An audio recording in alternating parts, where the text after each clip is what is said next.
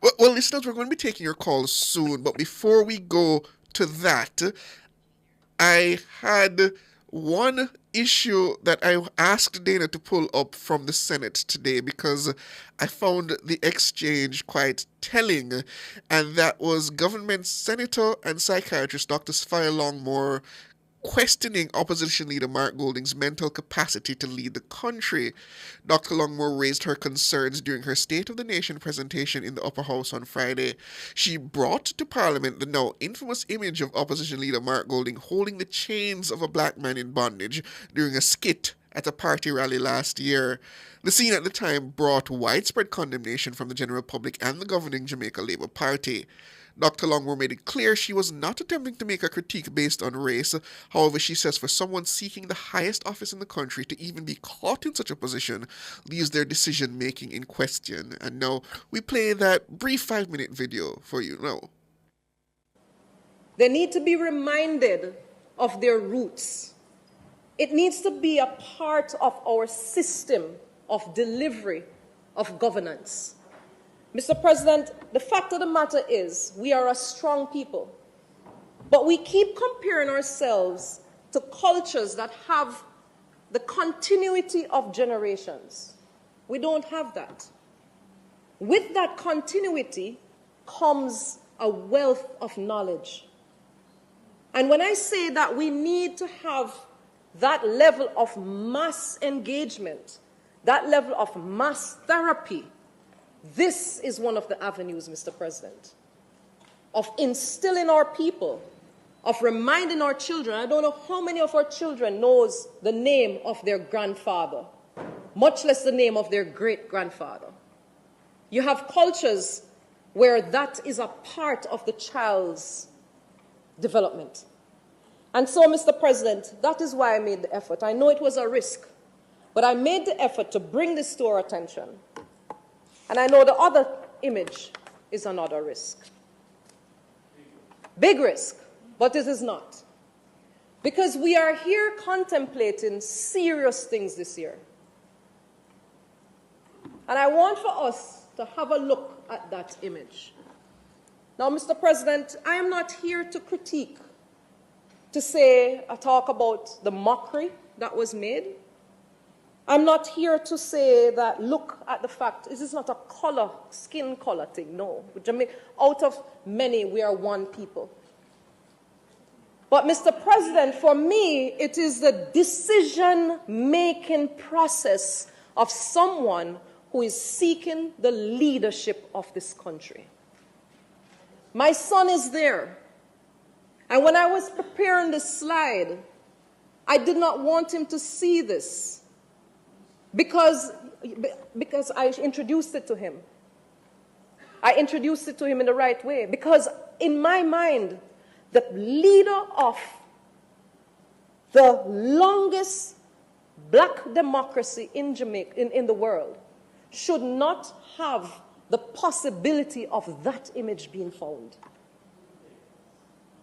The possibility, whatever made him make that decision to do that, it causes me to question his capacity to make decisions as a leader. I am not talking about skin color. I'm not talking about the fact that he was playing a skit to remove the shackles of the God. No. This is the image that is embedded, that is there now for the world, for every generation. Can you imagine this now? We are going fully into being a republic. And this would be, this or the possibility thereof, and this would be the image that we would have of our Prime Minister? No, no. That is not what I am arguing, Mr. Senator Brown. My argument is the decision-making capacity of someone who already is established to have possible dual allegiancy, who is not clearly committed to Jamaica. Mr. President, in knowing ourselves, we must know who we have at the helm of leadership. And I want each and every one of you over there to look at that. And without any form of explanation, relate to your children that that is your leader? No. What is wrong with it? Well, Floyd, I understand because you can't see it. And so, Mr. President, I see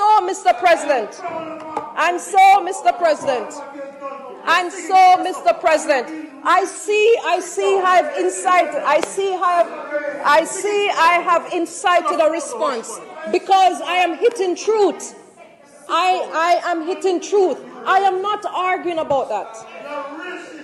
My argument is the decision to have been caught in such a compromising position. That is my argument. It is none of that. It is the fact that a leader, an aspirant to the office of leading this proud country could be caught in this position. And so, Mr. President, I now take it back to knowing ourselves in leadership, Mr. President. We are now comparing, you see?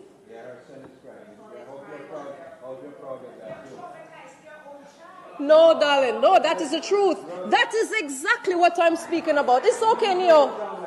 It's okay. Take him outside. Senator. So there you have it, listeners. And just to explanation, some context there at the end. Senator Longmore's son was actually there at the proceedings of Parliament, and they had to take a brief recess for her to allow her to, I believe, attend to him after he seemed to have had a side episode there during the segment. And I wanted to bring that back to the listeners, Sanjay, because Senator Longmore raised a point that I think many Jamaicans, including me, has dismissed or put to the back of our minds over these last 2 years or so, that it's not one single thing that Mark Golding has done that you must find yourself raising concern with.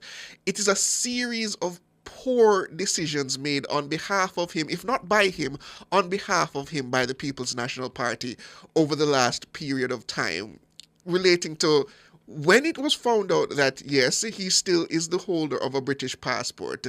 And I recall when I asked him at a press conference at the time, what was his thoughts on the notion of someone with dual allegiances sitting in the chambers of Parliament, whether the upper house or lower house, and he went in to defend the position without bringing to the attention of the media at the time, and my attention, because I asked him the question directly, that he himself was a dual citizen and that he himself was essentially advocating for himself as a member of that category. That issue kind of turned me off because I have the greatest respect for Mark Golding, what he did as Justice Minister, and many of the policies that he put forward, including the hand he played in the creation of the Integrity Commission. Mm-hmm. But that put me off to many of the things. And then the poor decision made in terms of that skit about taking the chains off the black man in bondage. Mm-hmm. Any other sensible democracy, the United States, the UK, any sensible democracy where that would have been put on screen, that image would have been put on screen, the leader of a political party would resign and step aside. No, there wouldn't even be a question of that happening. If you saw Donald Trump standing on a political platform with a chain around a black man's neck and him holding it, I don't care how many people think Donald Trump is untouchable, how much they think he's a Teflon Don, it wouldn't stand. He would not win re-election. Simple. But because we have such little respect for ourselves in Jamaica, Mr. Golding remains not only the potential Prime Minister of Jamaica, but based on the polling recently, the front runner for the role of Prime Minister of Jamaica. I think generally, Siobhan, I'm just going to, extend the matter beyond just that incident with Mark Golding. I think generally that our politicians, many times, they do things that when you look at the things that they do here in Jamaica and put it on a much broader international scene, if they were in any other country, and I said it the other day, they would have been asked, well, not even asked, they would have handed in their resignation. The bar is so low in this country that our politicians can do things and they simply move past it and it's business as usual. And as people within this country, we have to also demand more from our politicians. The things that we find offensive from them, we need to call them out on it because they are there as leaders to set example. And when they do things like that, we have to call them out on it and they have to do the honorable thing and resign. And whether Mr. Lambert Brown actually says he's proud of his leader, and he can say that as much as he wants, he's beholden to the leader for his position in the Senate. I don't mean that to be disparaging. It's just a simple matter of fact. That's how the Senate works. You can tell that the members of this opposition Senate were very uncomfortable in that moment. Very much so. And the performative presentation of Mr. Lambert Brown trying to call Saphire Longmore a racist. It was what it was. It was a pantomime. It was an attempt to deflect. That was all it was. There was no substance to it because they know that the image is bad. They know it looks terrible and they know it's not avoidable. Right. And then to add to that, I have the other concern that even after the matter of Mr. Golding's dual citizenship came to the fore, I thought any reasonable person would simply say, it's not worth holding the British passport, I'm just going to give it up and that is it. No, Mr. Golding decided that, no, I'm going to say, well, it's fine, it's okay in the law, there's no problem. But if maybe the Jamaican people have an issue with it, I'll have to go look about it. And then he went further to say, then I'll ask the People's National Party's NEC to cast a vote on it. Why would it have to come to that? If you genuinely are a self-respecting Jamaican, you shouldn't need an NEC. You shouldn't need others in the country to ask you if you're okay with it. You should have taken it upon yourself to realize this is an issue. I'm trying to lead a country, as Senator Longmore said, one of the oldest black democracies in the world.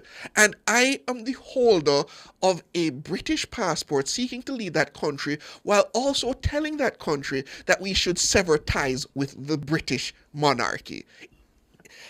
I don't understand the decision-making that is happening at the upper levels of the People's National Party when these issues come about.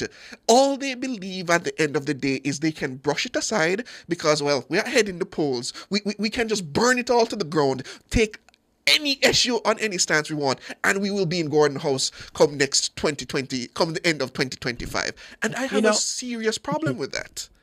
Someone, Siobhan, as you talk about that, someone on radio, someone sent me a message on social media this morning, in a sense indicating that they don't see why I questioned, or both of us yesterday, questioned Donna Scott Motley on the need for the party to respond to the issue that was swirling as it relates to Lawrence Rowe.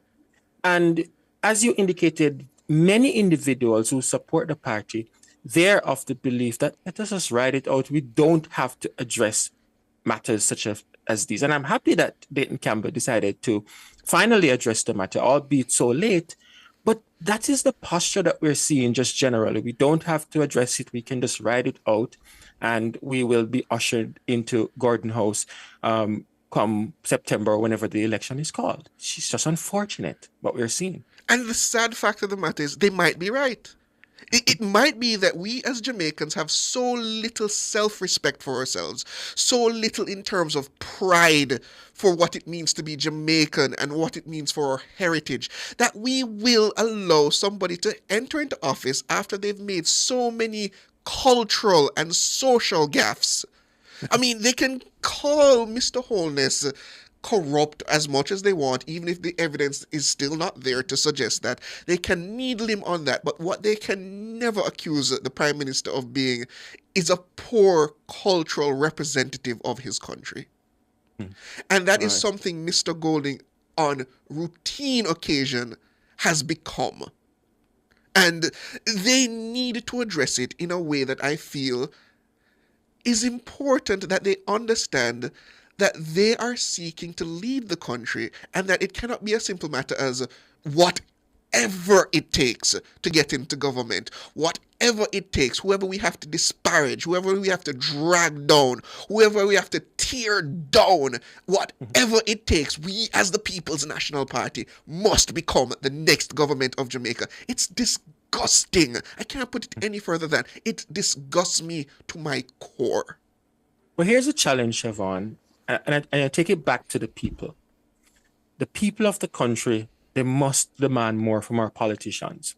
When you look and you see that only 33% or sometimes 35%, 36% of Jamaicans who are on the voters list are actually turning out to vote, it says a lot.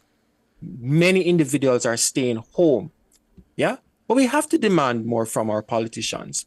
And if the politicians become complacent because they're saying it's the same individuals who are going to vote every time, those who are not committed to any political party, they're going to stay home, they're unattached. So why try and appease them?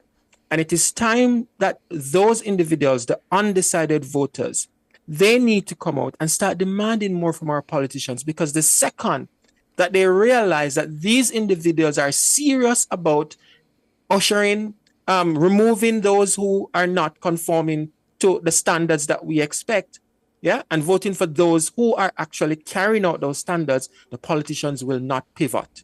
And that is at the heart of the problem that we have right here. The PNP can be relaxed.